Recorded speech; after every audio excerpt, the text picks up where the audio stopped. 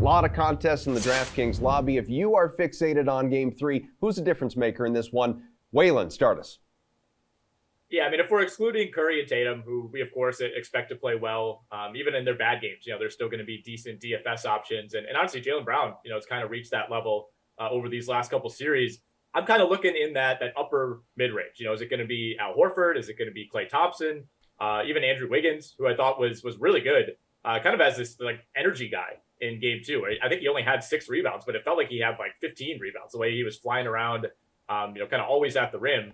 I like Klay Thompson to bounce back at some point. I listen to a ton of NBA podcasts, and there's a lot of people that are really down on Klay Thompson. And I know he was terrible in Game 2. I think he was 1 of 8 from 3. But on the whole, I mean, for these playoffs coming into the series, he was 20 points per game, 46% from the field, 40% from 3 on almost 10 attempts per game. I mean, that to me, that sounds a lot like old Klay Thompson. And I think he's going to wake up at some point in the series. He's not going to have another game where he's 1 for 8. All those looks were pretty good looks.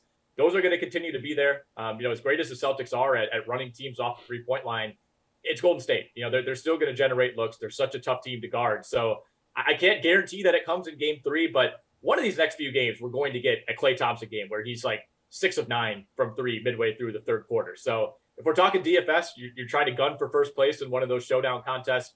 Klay's a guy that I'm going to roll with tomorrow night. Friar, you want to offer a Celtic, or you like one of those 3-time champs also?